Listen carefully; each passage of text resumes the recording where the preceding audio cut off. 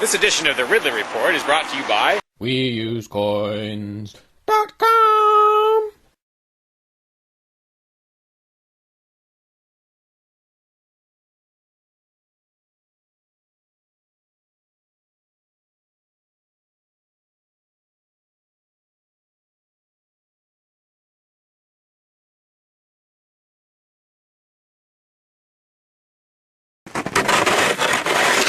When I was out there a couple years ago, I tried to do a video, I got rid of some of the ice and did a little video about it, suggesting maybe that I shouldn't be the only one.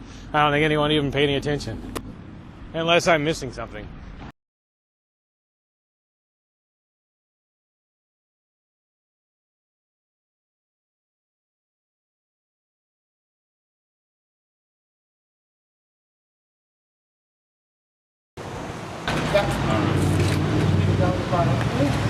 Yeah, Free Staters are always saying more Mayberry, less Fallujah.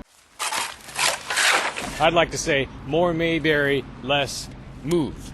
If you remember Move, they were the communist-leaning commune in Philadelphia that was burned to the ground by authorities along with most of the neighborhood.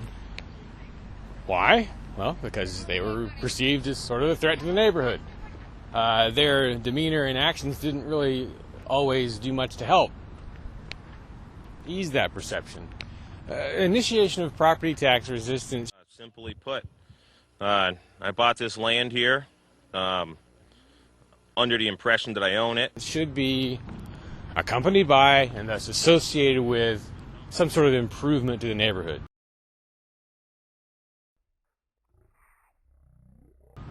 I mean, if you so much as sit on the porch at the CAC and have a conversation, there's a pretty good chance you're going to disturb some neighbors because they're that close. Imagine how much negativity there's going to be toward the CAC, toward Ian, as the place starts to become a real ground zero of some kind of property tax revolt. Because a lot of things will probably have to be done at or near the CAC to harden it in some way against the authorities. Once that 3-year mark is crossed and the place can be seized, there's going to have to be quite a few people there at all times so that when they come for it, the maximum stink can be raised. But again, it's in such a residential neighborhood that the stink is going to be a double-edged sword. My expectation would be that on the day they come for the house, the authorities will impose... Well, actually, before they even take it, they may impose an exclusion zone, which bans any number of people from being at the house. On the day they take it, they will probably block roads leading to it. The way you handle that, maybe, would be to create scenes of some sort at each of the roadblocks, or to occupy some piece of town property in response, peaceably, expecting to be dragged out of there.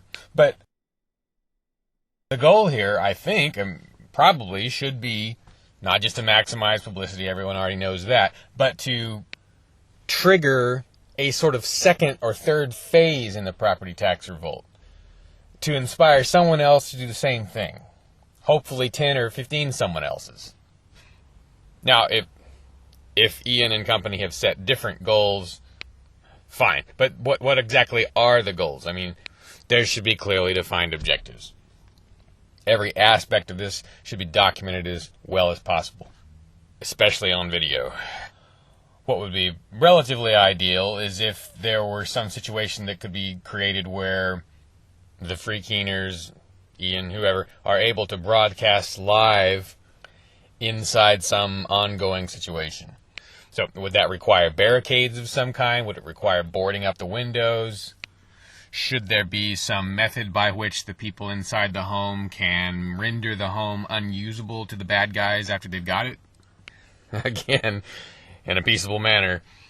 Retreating armies, I guess in the days of old, would, well, I don't know if it was always done by retreating armies, but someone would sow the ground with salt, right, so you couldn't grow there. The Swiss, in their time, made plans to eliminate infrastructure on their withdrawal from Nazi troops in the event of an invasion. In our less warlike situation, what are the options for the free keeners? Are you in favor of this? Then why do you use this? Instead, maybe you should use this. Spending a government's currency does more than anything else to prop up that government. Please, starve the monster by using other currencies when you can. The most exciting of these is Bitcoin, the currency of peace. Inflation resistant,